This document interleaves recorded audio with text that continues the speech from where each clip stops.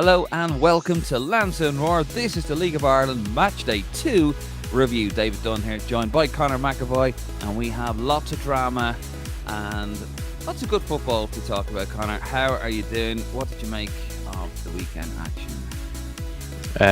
It was a good weekend, in fairness, wasn't it? It was high quality football, bad weather, which was probably the biggest talking point. Sadly, it was a bad end to the weekend in that context, but no, it was a good weekend. The Football League of Ireland, the continuation of the hype hasn't stopped. The hype train is still going, which is huge. But no, it was a sad end yesterday with the Rovers Cork game being called off. But no, overall, it was a good weekend. Yeah, we're going to talk about all the high points and the low points, and maybe some issues that the League of Ireland need to address. I mean, we're only 2 match days into the new season, and it has been full of drama. Of course, Shels looking quite ominously efficiently good, as Martin would say, and I know that's going to get me a lot of heat off a couple of our listeners. Speaking of which, as always, folks, if you haven't already, please do subscribe to the YouTube channel. Hit the like button below, and you can head over to our Facebook, Instagram, and our Twitter account. Of course, Conor over at Rep Tracker if you want to find out what's going on with the latest of the newest and the current boys and girls in green. He's got all the info feed there on Twitter and of course on Facebook. And if you want opinion, and there's lots of opinion, by the way, floating around over on lansdowneroar.ie. We've got match day reports. We've got loads of articles coming actually about the current boys in green. We got stuff about the League of Ireland. We got the football pyramid in Ireland. Everything. And if you want to get involved, hit us up. Send us an email, get in contact with us through any application, Twitter, Instagram, Facebook, myself or Conor or Martin. If you want to get involved and you want to write for the page and you can string 2 sentences together, we'll probably have you on. We'll take anyone, Conor, won't we? We will. Maybe not you. No, not me. I haven't written an article yet because I can't string 2 sentences together. I can't even pronounce names, Conor. I can't even write an article. Right, let's get into it. Of course, we're going to have a look at the results from Friday, and it was only football playing on Friday. Unfortunately, we're going to talk more about that. But here we are. Of course, Derry City in the Brandywell looking very well. The Ryan McBride Brandywell Stadium. They're winning 1-0 against Bows. Actually, just to talk a little bit about that, Conor. I mean, there was a lot of drama there, wasn't there? I mean, Bows looked absolutely dreadful. I think they just managed one shot on goal. Michael Duffy got a lovely free kick. And both managers sent off before the halftime whistle because they were encroaching their area. What did you make of that? On the goal, it was absolutely brilliant, probably. Yeah. Or, well, I was going to say goal of the season, but actually, in another game, there was the goal of the season so far. But it was absolutely brilliant from Michael Duffy. Superb finish. He did... Talbot had no chance, to be honest. But just on Brandywell itself, I thought, Dave, I know you would have probably noticed in terms of how it looked with that goal going in behind with the new stand behind it, looks absolutely brilliant. I thought all that's left now really there is probably completing the 4 sides and having the pitch changed to a grass pitch, which is meant to be done this next off season. But no, I thought Brandywell, fair play to Derry. The new stand looks absolutely brilliant, and hopefully with how they're building, and there's a lot of made of the old men they've signed, and they signed that Kevin Holt the other day from Dundee United for probably a huge wage packet. Is mad to see an Irish club is paying more than a top 4 Scottish League team for a player. So that's a very good signing, but it's mad to think that the League of Ireland is developing at that rate. But just on Alan Reynolds and Tiernan Lynch, I think it was a bit mental, Dave. I don't know what Tiernan Lynch really done wrong. Yeah, maybe he encroached on it, but Alan Reynolds squared up to, I can't remember who it was, sorry, from Derry, but squared up to him on his clear red card, definitely. But I think it was a bit harsh to send Lynch off. I don't really know what Lynch done that bad. I'd imagine his thing might get overturned, but Reynolds, I don't think he will. I think the referee just got caught in it, didn't he? Like you know, and this is one of the issues we're going to talk about later on in this particular episode. You know, the referee just got caught in the moment. Well, no, right, you want some, or you're going to get some too. You know, like not really in control of the situation, kind of just let his temper get a better of him there. Yeah, the Brandywell looking well. The pitch looks dreadful, and I'm glad to hear the changing that up. Yeah, if someone could just get a big chainsaw and just cut off the end, to stand the face of the camera and just cut that bit off, and then build like another stand where the racetrack Yeah, puts into. But it's looking well. You look at that and go, yeah, that looks good. That it looks big yeah. time. It's not like a chip van or a Mr. Whippy in the background, and that's one of the big problems I have with the League of Ireland, with the aesthetics of it. But no, good I've stuff no there. doubt. I've no doubt, Dave, though, that they will do that in the future because, in fairness to Derry get a lot of slack. They are investing a lot of money in the club. Their owners put a lot of money in, and they do want to become better and better. And I'm sure a fourth stand will come to fruition. And Yeah, the pitch is the main thing, whatever. But like even on their playing squad, they're investing a lot of money in their playing squad. So, on that context, you kind of just put your hats off to them. Just hope that it doesn't backfire. But I think they have too much money for it to backfire anytime soon. yeah, no, that's looking well. Fair play to them. Second result there, of course, Drogheda United 3-0 winners over Sligo Rovers. Actually, Wars, have you ready to apologise? For what? Saying Oh, Drogheda were going to finish rock bottom. They're now one of the few unbeaten teams in the league on 4 points. yeah, they're doing well. You thought they would go down as well. Shut up. No, I said I didn't say they'd definitely go down. Mm, mm, mm. I said Yeah, Cork were one down, by the way. I said Cork were one down. you said Cork going down. Okay. Yeah, 3-0 winners over the bit of red Sligo. Thomas with a lovely finish. Darren Markey with an absolutely gorgeous goal as well. Sligo did have the ball in the net, but it was disallowed. Due to, I think it was offside, but I mean, good luck with VAR. And Luke Keeley made it 3 from about 18 yards out, just smashed it home. Yeah, Drogheda looked quite well, although I don't think Sligo played particularly bad. It's one of those weird games, wasn't it? From what I could tell of the highlights. But yeah, good result there for Drogheda, going strong, as you said, 4 points out of a possible 6. Yeah, I think it's a dream start really for Drogheda fans. They would have bit your hands off. They probably wouldn't have thought they would have even got. Thought they would probably thought 3 points would have been the maximum for the first 2 games. So 4 points has been an excellent start for them. As I said to you, Dave, last week, they're never going to play pretty football, really. Like Darren Markey's a brilliant footballer, but like they're not going to try and just play pretty football. And what they do in terms of their style under Kevin Doherty, they do absolutely brilliantly. So, no, hats off to them. They've started off very well, and they've started to build a bit of momentum. It seems like they're selling out every game. In my opinion, they probably have the best fans in the League of Ireland in terms of noise wise. So, no, it's going to be a really interesting battle now to see how Drogheda pick up this season, especially when Europe comes into play. Will that really affect them or not? But no, in terms of Sligo, a bit of a nightmare on 0 points so far. And I don't know what's wrong going on there, because in the first 2 games, I actually haven't played that badly. It's just they've conceded 6 goals, which is never a good thing. Concede 6 goals in your first 2 games, especially against Drogheda, who wouldn't be considered really a goal scoring force. But I'm sure they can pick it up. Like it's a long old season. Yeah, no, I mean we're only 2 games into it. Conor, just relax the cacks, mister. My team, Galway United, shocking St. Patrick's Athletic, 2-1 there in the Eamon Dacey Park. I was going to say Eamon Dunphy. I was just reading it. That shows you where my head is at. Yeah, 2-1 winners in the Eamon Dacey Park. Of course, that was the game that was shown on Virgin Media. We'll talk about that in a second. But yeah, I mean, not really good start here for Stephen Kenny. I think we all thought they'd fly away with it. I mean, it is early, so just calm down, as I said. But Patrick Hickey with a brace. Although the first one he was incredibly fortunate, massive deflection. And then, of course, Aidan Keena got an absolute superb goal. Probably already contender for goal of the season, even though we're only 2 match days in. What a finish. Control.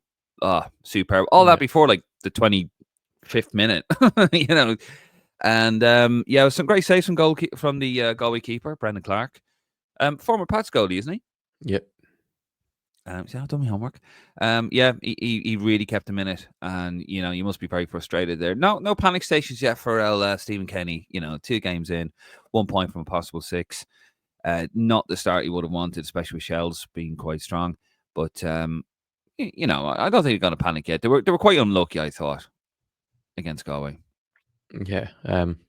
Galway are a bit like Drogheda in that sense. What they do, sometimes it's not pretty, but they do very well. And I think they obviously have that extra bit of quality on top of like the likes of Hickey and Greg Cunningham are all very good players. And Hickey seems to be a menace. Whatever he does, he'll always pop up with something, or gets on the end of something. His movement is very good, and his football brilliant. Always making late runs into the box, whether it's coming from deep or already being in the box. So he's quite versatile in that sense. But yeah, and Aidan Keane, I think, scored the goal of the season. Puskas contender already. Absolutely ridiculous finish, which is always a good look for the league to see a player make a moment of that of just pure quality. But it is a very frustrating start to the season, Dave, for Pats. Like no one would have predicted 1 point after 2 games. I think Pats fans would. There's probably a moment of shock at the moment, because maybe there was just maybe a too overconfidence that they were going to come into the season and just pick off where they left off last year. But I guess that's just the beauty of the league, and I'm sure they'll turn it around very fast. Like, but it makes the league even more interesting, because I think most fans of most clubs, whether bias aside, would have said Pats will start off the season very strong. But I'm sure Stephen Kenny won't be too fussed, because they didn't play overly poorly. It was just Galway took their chances and Pats didn't. Yeah, and of course a massive deflection for the first goal. I probably could have had a penalty as well. Penalty shout. Was it a handball? Was it, or was it? I think there was a possible handball, and it was a bit of a. I couldn't quite figure it out. It was a Yeah. possible handball and a foul on the Pats player Yeah, I on the think the foul box. in the box was Stephen Kenny was very disappointed over it that they didn't get the penalty over that. But I think there was just too many people in the box to see actually what was going on for a referee to give it without VAR. So I think it was just a difficult decision to give. Yeah, 100%. And of course, last but not least, Waterford hosting the champions Shelburne. Shelburne coming out 1-0, looking very efficient down in the Regional Sports Centre in Waterford. Mipo. Uh, where's my notes here? Yeah, Mipo Abadeko looking very strong, very confident. Actually, had a few shots there. Probably he's probably too confident, probably driving his Yeah. teammates a bit crazy there. But he scored one. He had one disallowed, of course, and it was a red card for Ryan Burke in front of 3,500, just under 3,500 fans down there in Waterford, which is a fantastic attendance for them. Night, good, healthiest the commentator called it. First of all, Mipo, he's just brimming with confidence at the moment, isn't he? He's just shooting from anywhere. He's loading. He said, actually, I watched his interview after the game he done with the Shelburne media, and he said his nickname at the club is "Shoot on Sight," so he just gets the ball and shoots when he gets it. So it shows the confidence he has in his abilities. Like, he's missed a few chances. Like, I think he said he had 9 shots against Pat. No, who did they play first game? Derry in the first game, and didn't score. But obviously he was a menace. Like, and he was very good. That was the game I watched mainly the other night, and himself and Sean Boyd linked up brilliantly again, and Sean Boyd was brilliant for the goal, and then Mipo finished it, which is probably what he needed, because even though he has the confidence to shoot from anywhere and shoot at any time, I'd imagine if he started going 2-3 games without scoring, that confidence might take a bit of a hit. So no, it was good to see him get the goal at the weekend, and I think he could end up being the top goal scorer in the league this year, and I think he could tear it up. So, which is good to see, because when you watch him, you see how much talent he has, and you'd wonder how it didn't work out at some other clubs. But he's a huge addition to the league. Probably could end up being one of the best strikers in the league. And Shels look very, very strong. And I just on the red card is absolutely ridiculous challenge by Ryan Burke. I don't know if you watched it back, David. Jesus, oh my god, that was awful. Like, I don't know what they need to dive in and lift his leg up that high. But I've seen a few people think it wasn't a red card, but I think you need your head looked at if you didn't think that was a red card. I must admit, I was looking back at it going, I don't know what to make of this. Like, I don't know what to make of this, because he loses control of the ball, doesn't he? And Yeah. he just, yeah, as you say, he lifts his leg and you kind of go, but, and I think 20, 30 years ago, it's not a red card. It's just a fair, like, challenge, or it's probably just a free kick in. But yeah, in today's game, you can't be doing anything like that. I think it's a red card in any era, to be honest. I think it's just a dreadful tackle. I think it's just a dreadful tackle. You need to look back. Someone had a cut on Twitter of the exact moment where he made contact, and it was right up his shin. It was Was like it? at Okay. the top of Yeah. where your shin pad would be, like, so it was mental Because tackle. trying to watch it back on the YouTube highlights is quite, Because it doesn't zoom in and give you every angle at it, so it's hard to know. But someone had zoomed in yeah. on it and properly investigated it. Well, okay, fair enough. Because yeah, if that was like Premier League, they'd have from every angle in the ground, wouldn't they? And you go, okay, because let's be honest, you look at something from three different angles, it can look completely different, can't it? From those three angles. So, but yeah, red card. Because you asked me, didn't you, when I was trying to watch it on Yeah. Friday because I couldn't watch the Pats game. More on that in a second. And I was like, no, I didn't see it. I just didn't see it. But anyway, that is, of course, there was no game on Sunday. Tallaght were supposed to be hosting Cork City. That didn't happen. Here's a picture of the pitch in Tallaght, yes, on Sunday. And don't want to give the game away. On Sunday, yeah, game. They had 3 pitch inspections, and the third one it was failed by the officials. Here's what Cork had to say about it. Cork City are extremely disappointed that today's game against Shamrock Rovers has been called off so close to kick-off. In particular, we regret the impact it has had on our supporters who had travelled long distances to attend the game. The pitch passed inspections at 11 a.m. and 4 p.m., the latter of which was attended by the CCFC club personnel, at which point the pitch was playable. Unfortunately, a torrential downpour shortly after that made conditions unplayable, despite the best efforts of the ground staff. At all times, the club made clear our preference for the game to go ahead, up to and including being willing to delay kickoff to facilitate this. However, this was regrettably in vain. So Cork aren't quite blaming Shamrock Rovers or the officials, but they kind of are. You're more blaming the official, isn't it? I think so, yeah. I mean, the ground staff obviously doing what they can there, but I mean, you look at that there and it's not just puddles, it's also injuries, isn't it? You could turn your ankle over, you could do all sorts, and big shame. 6 p.m. It was a 6:30 kickoff, wasn't it? It was 6 o'clock. It was 6 o'clock kickoff, and they cancelled at 5:20. At 5:20. Yeah. Jesus Christ. Yeah, I mean, you can understand that. I mean, Cork, it's 2 hours on a train. It's about the same, I'd imagine, maybe 2.5 hours driving up.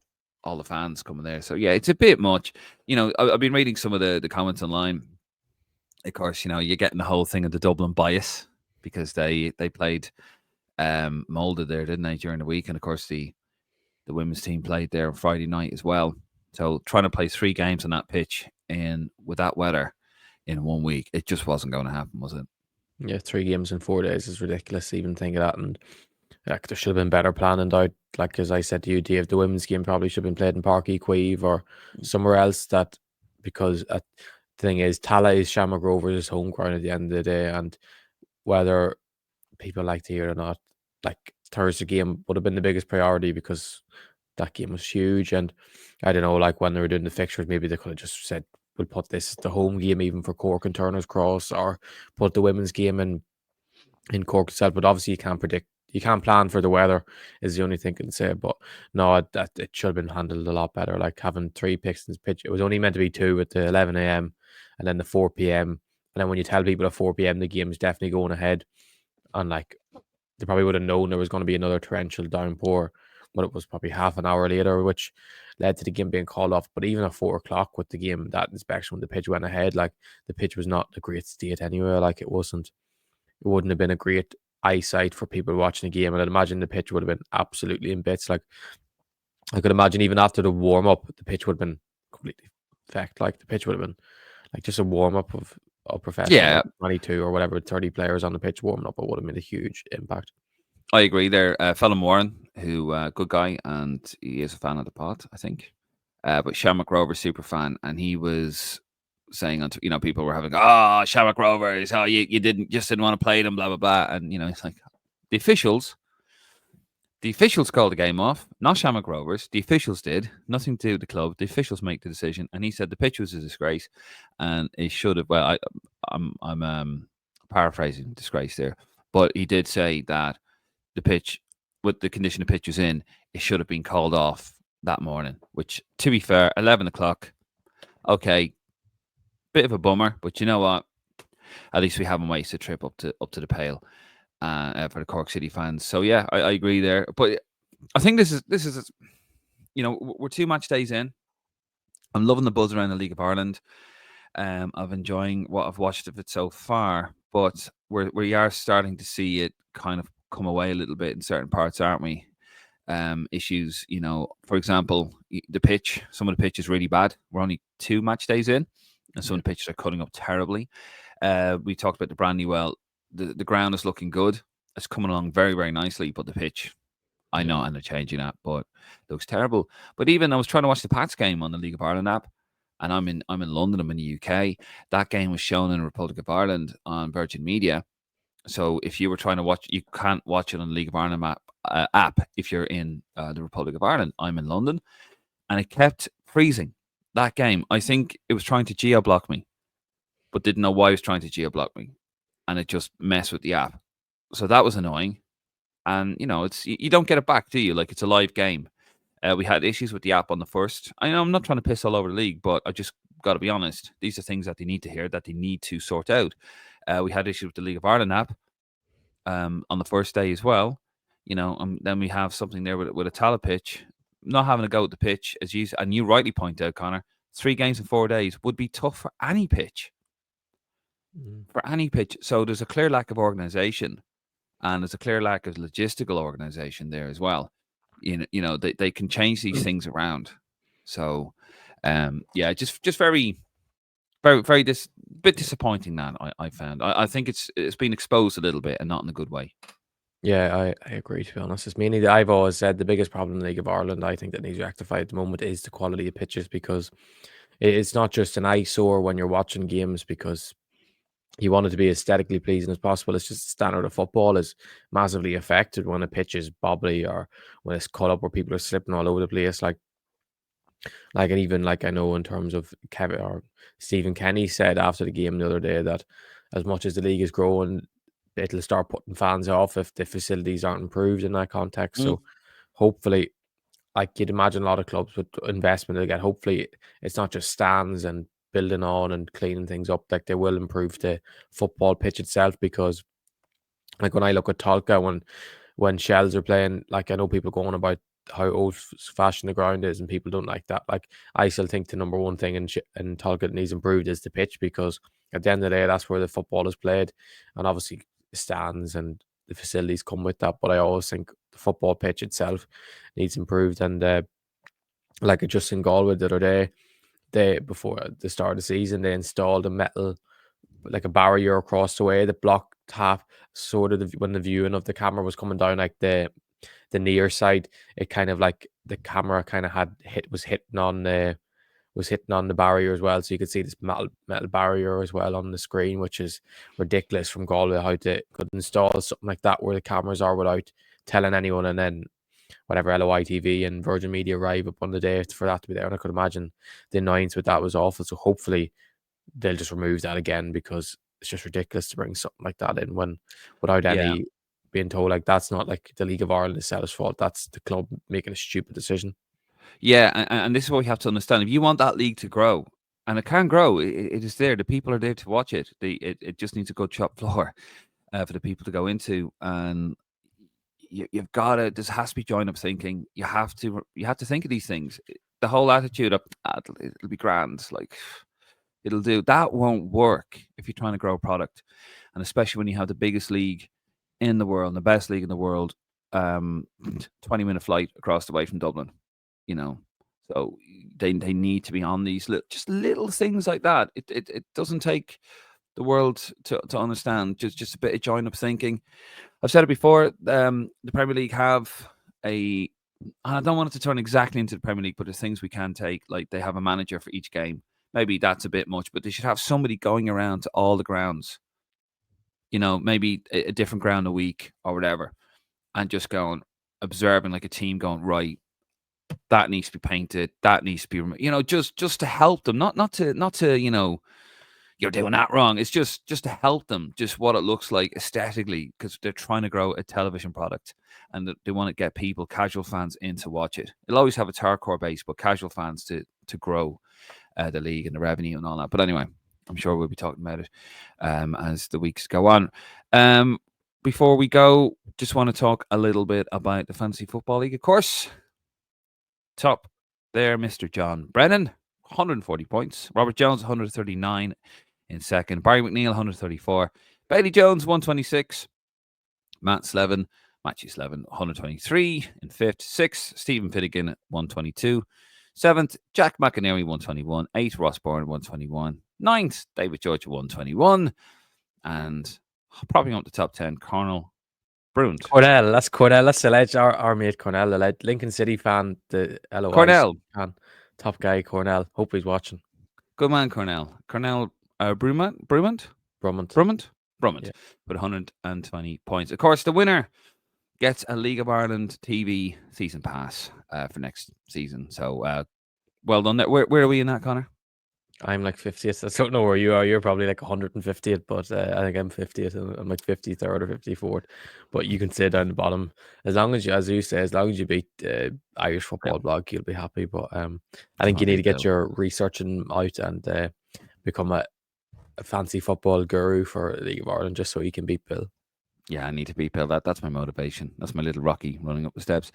Of course, just have a little look at the league table, and then we're going to have a quick look at the fixtures. So Shelburne, the champions, on top with 6 points, 100% record. The only team so far with 100% record. Well, actually, can only have a 100% record. In fact, Drogheda, tip to go down, 2nd on 4 points. 3rd, Galway United, 4 points. Waterford, 3 points. Bows in 5th, 3 points. Derry City, 6th with 3 points. Cork City, of course, they have a game in hand due to the abandonment of their game on Sunday. They have 1 point. 8th, St. Pat's, 1 point from 2 games. Shamrock Rovers, of course, also have a game in hand. 9th with no points from 1 game. And Sligo Rovers propping up the table. They've played 2 and they have no points. Big game, of course, coming up very quickly, Conor. It's on Virgin Media 2. Shelburne against Shamrock Rovers, Tolka Park, Friday, 7:45. Hopefully this one won't be abandoned, eh? I hope not. No, the two teams involved in drama in terms of facilities so far to start the season. So hopefully nothing goes bad there. No, of course that game in the league in the Republic of Ireland will be on Virgin Media 2, but you can watch it if you're outside the Republic of Ireland, you can watch it in the League of Ireland app.